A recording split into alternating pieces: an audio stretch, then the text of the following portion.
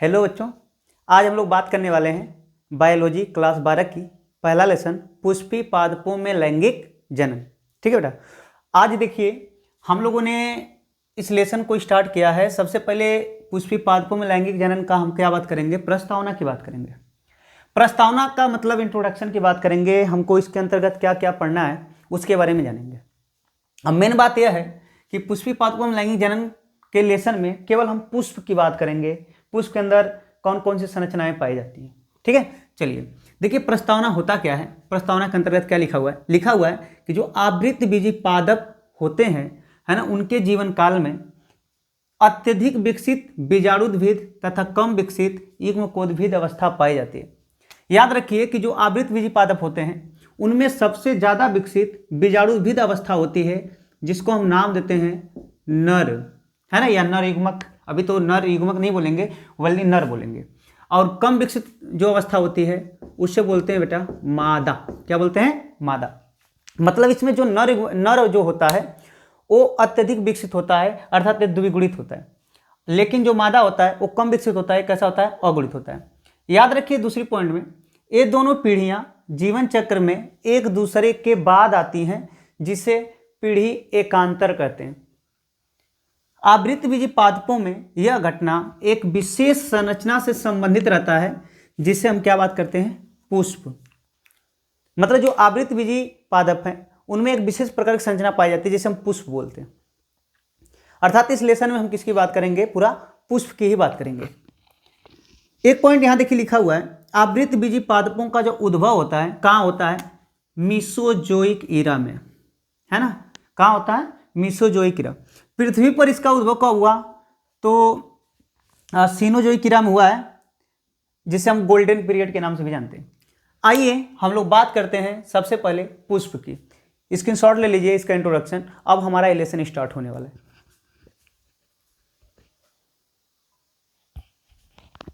चलिए, मुझे विश्वास है कि आप लोग स्क्रीनशॉट लिए होंगे। आइए हम लोग पुष्प की बात करते हैं। पुष्प क्या है? देखिए पॉइंट जो लिखी हुई है इस पॉइंट को आप नोट आउट कर लीजिएगा, लेकिन सबसे पहले समझिए कि जो पुष्प होता है, पुष्प के अध्ययन को क्या कहते हैं? पुष्प के अध्ययन को बेटा बोला जाता है एंथोलॉजी। क्या बोला जाता है? एंथोलॉजी। एक पॉइंट याद रखिए कि एक वैज्ञानिक है जिनका नाम गोथ है। क्या है? गोथ। गोथ के अनुसार, गोथ ने क्या बताया था? गोथ ने यह बताया था कि जो पुष्प होता है वो प्ररोह का रूपांतरित भाग होता है। किसका रूपांतरित भाग होता है? प्ररोह का। यह पादपों का जनन अंग है। जो पुष्प होता है क्या होता है? पादपों का जनन अंग होता है। एक पुष्प को बनने में 4 चक्र भाग लेते हैं। कितने चक्र भाग लेते हैं? 4 चक्र, जिसे हम क्या बोलते हैं? पहले चक्र को क्या बोलेंगे? बाह्य दलपुंज। दूसरे चक्र को क्या बोलेंगे? दलपुंज। तीसरे चक्र को क्या बोलेंगे? पुमंग। और चौथे चक्र को क्या बोलेंगे? जायंग।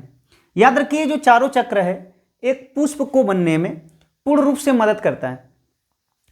इन चारों में से जो 2 चक्र है बच्चा, प्रथम और द्वितीय, जिसे बोलते हैं बाह्य चक्र और दलपुंज, बाह्य चक्र सॉरी, हाँ, बाह्य दलपुंज और दलपुंज, ये जो 2 चक्र होते हैं वो क्या होता है? सहायक चक्र। लेकिन जो पुमंग और जायांग होता है इसे हम बोलते हैं जनन चक्र या आवश्यक चक्र बोलते हैं। आइए हम लोग सबसे पहले यहाँ पर कुछ नोट पॉइंट की बात करते हैं, उसके बाद हम लोग इसके बारे में एक एक पढ़ते चलेंगे। ले लीजिए स्क्रीनशॉट और चलिए आगे बढ़ते हैं।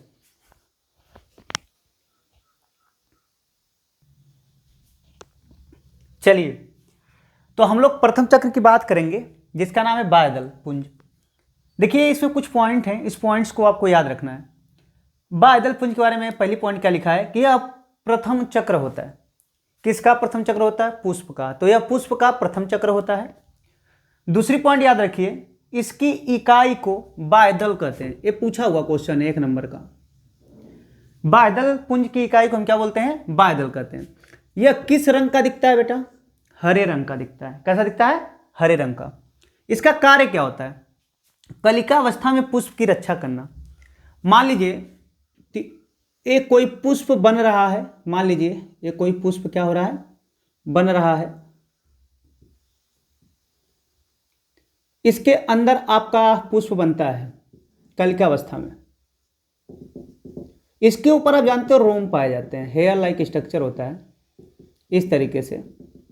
ये हेयर लाइक स्ट्रक्चर होता है। अच्छा, अब ये हेयर लाइक स्ट्रक्चर करता क्या है कि जब कोई कीट इसके ऊपर बैठता है ना, तो ये जो हेयर होगा उसके बॉडी में क्या होगा, चुभेगा।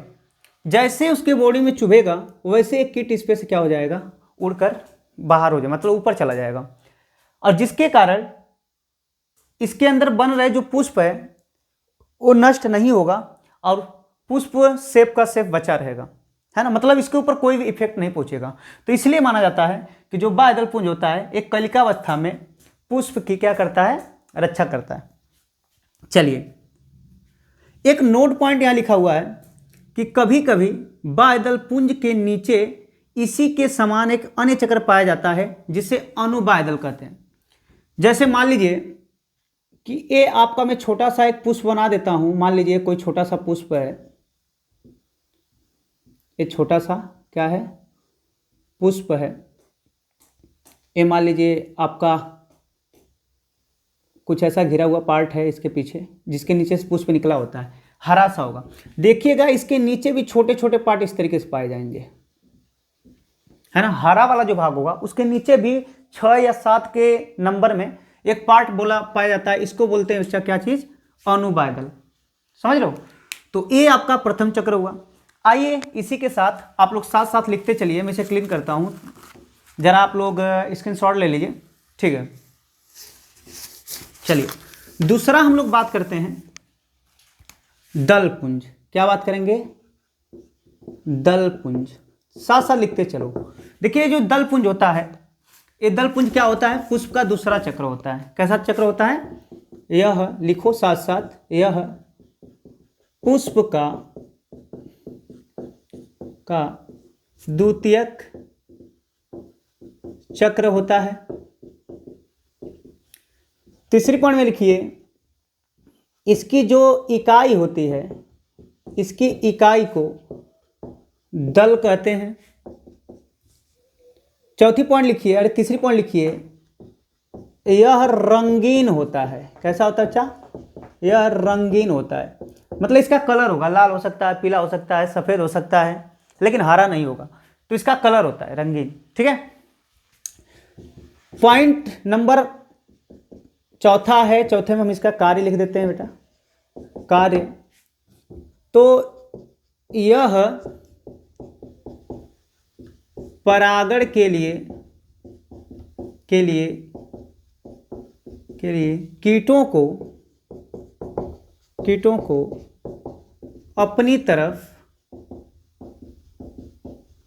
आकर्षित करता है। तो क्या होता है, यह परागण के लिए कीटों को अपनी तरफ आकर्षित करता है। तो इसका दल पुंज का कार्य क्या होता है, यह कीटों को अपनी तरफ आकर्षित करता है। क्यों होता है, क्योंकि इससे महक निकलती है, सुगंध निकलती है ना, जिसके कारण कीट इसकी तरफ अट्रैक्ट होते हैं। और जैसे अट्रैक्ट होगा तो यहाँ पर परागण होगा। अब परागण कैसे होता है, जब हम धीरे धीरे वीडियो में आगे बढ़ते रहेंगे तो आपको समझ में आएगा। तो चलिए पॉइंट लिख लीजिए। दूसरी पॉइंट, ये तो दूसरा चक्र हो गया। तीसरा चक्र की हम लोग बात करते हैं पुमंग। क्या बात करते हैं बच्चा, पुमंग, एंडोसियम। याद रखिए यह कौन सा चक्र होता है, यह पुष्प का तृतीय चक्र होता है, तृतीय चक्र होता है, ठीक है। पॉइंट याद रखिए, यह पुष्प का नर भाग होता है, नर भाग होता है।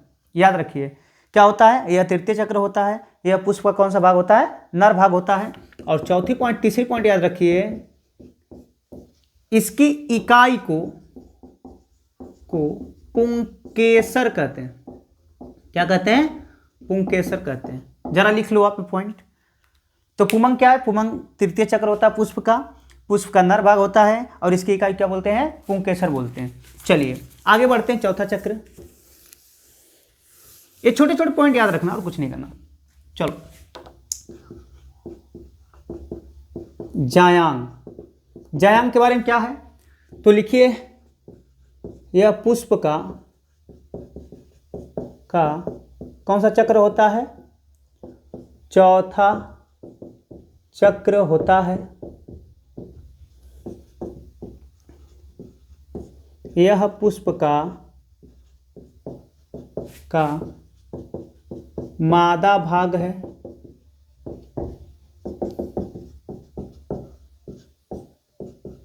इसकी इकाई को स्त्रीकेसर कहते हैं।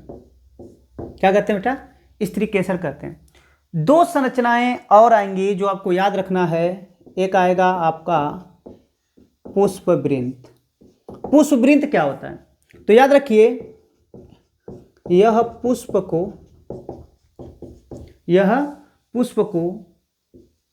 को शाखा से जोड़े रखता है। तो अगर कोई पुष्प की शाखा जुड़ा है तो किसके द्वारा? पुष्पवृंत के द्वारा। और एक पॉइंट और लिख लीजिए, पुष्पासन। थैलमस क्या होता है? तो पुष्प क्या लिखेंगे? पुष्प जिस भाग पर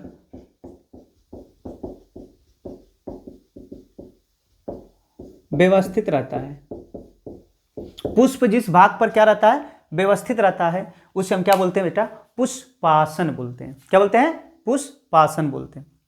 तो जरा ये पॉइंट इंक्लूड कर लीजिए और थोड़ा सा स्क्रीनशॉट ले लीजिए, फिर हम लोग बात कर। चलिए बच्चा, आइए हम लोग बात करते हैं पुष्प की संरचना। ठीक है, अब पुष्प की संरचना को मैंने दो भागों में बांटा है। एक तो बांटा है बाह्य संरचना, एक तो बांटा है आंतरिक संरचना।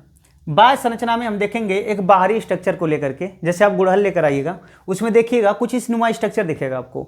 सबसे नीचे वाला देखिएगा भाग, उसको क्या कहोगे आप? पुष्पवृंत। और मैंने पुष्पवृंत के बारे में मैंने बताया है कि ये पुष्प को तने से जोड़ने का कार्य करता है। जस्ट पुष्पवृंत के ऊपर वाला भाग क्या कहलाएगा? पुष्पासन। और पुष्पासन के जस्ट ऊपर वाला भाग जो हरे कलर का दिखेगा, उसको आपको क्या बोलोगे? बाह्यदल पुंज। बाह्यदल पुंज एक कटोरी नुमा स्ट्रक्चर होता है, जिसके अंदर आपको क्या होता है? भरा रंगीन पौधे होते हैं, पुष्प पत्तियां नुमा स्ट्रक्चर दिखेगा, वो सब क्या होते हैं? दलपुंज होते हैं। अब देखिएगा, जब दलपुंज आपको खिला मिलेगा ना, उसी तरीके से इस तरीके से स्ट्रक्चर एक पाया जाता है ना। इसके ऊपर वाला जो भाग होता है, 5 हो, गिनोगे तो 5 या 6 होगा, लेकिन देखा जाता है 5 ही, तो उसको बोलोगे जायांग। और जायांग के नीचे वाले जितने भी स्ट्रक्चर होते हैं जो पीले कलर के दिखते हैं, उसे हम बोलते हैं बच्चा पुमंग बोलते हैं। ये तो बाह्य संरचना है। लेकिन जब हम इसका काटते हैं तो आपको स्ट्रक्चर कुछ ऐसा दिखेगा। देखिए, नीचे वाला भाग मैंने बताया क्या है? पुष्पवृंत। जस्ट ऊपर वाला भाग क्या कहलाएगा? पुष्पासन। उसी के जस्ट ऊपर वाला भाग बाह्यदल पुंज। बाह्यदल के पुंज के ऊपर वाला भाग दलपुंज, जिसके बारे में मैंने आपको बताया है। और देखिए यहाँ पर मैंने दो भाग है, पुमंग और जायांग। देखिए मैं आपको बता दूं, जो जायांग होता है, जायांग से एक पाइप इसके बीच से गई होती है। कहाँ जुड़ा होता है? अंडाशय से। तो ये जो जायांग होता है ना, इसी से एक पाइप अंदर जाती है ना, जिसे हम परागनलिका का नाम जानेंगे, आगे पढ़ेंगे तो बताएंगे। तो यहाँ पर देखिए जो आपका जायांग है, यहाँ देखिए ये जो जायांग है, जायांग के 3 भाग होते हैं। एक होता है वर्तिकाग्र, और एक होता है वर्तिका, और एक होता है बच्चा अंडाशय। क्या होता है? अंडाशय। याद रखिए, जायांग कितने भाग? 3 भाग, वर्तिकाग्र, वर्तिका और अंडाशय। देखिए वर्तिकाग्र, वर्तिका और ये जो ग्राउंड स्ट्रक्चर है क्या होता है? अंडाशय। और आप अच्छे जानते हो अंडाशय के अंदर क्या बनता है? बीजांड बनता है। क्या बनता है? बीजांड। और इसी बीजांड के अंदर एक कोशिका होती है जिसको नाम देते हैं अंडकोशिका। सेम उसी प्रकार आप देखोगे कि यहाँ पर जो स्ट्रक्चर होता है, इसके जस्ट बगल में ये स्ट्रक्चर दिख रहा है, जिसको हम बोलते हैं बच्चा पुमंग। और पुमंग का जब आंतरिक काटोगे तो इसमें भी 2 भाग होते हैं। उसे तो माना जाता है 3, लेकिन होता है 2। देखिए पहला होता है परागकोश। क्या होता है? परागकोश होता है। और दूसरा होता है पुतंतु। क्या होता है? पुतंतु। देखिए ये जो स्ट्रक्चर दिख रहा है, इसे बोलते हैं परागकोश, और इसके अंदर का जो पाइप नुमा स्ट्रक्चर है उसे बोलते हैं पुतंतु। और याद रखिए, इसी परागकोश के अंदर आपके क्या बनते हैं बच्चा? परागकण। कैसे बनेगा? इसी के जस्ट बाद हम लोग पढ़ेंगे। ठीक है, तो चलिए स्ट्रक्चर बना लीजिए, और पेपर में ये स्ट्रक्चर आता है। ठीक है, तो आप इसे अच्छे से बनाइए और याद करिए। ठीक है, बाय।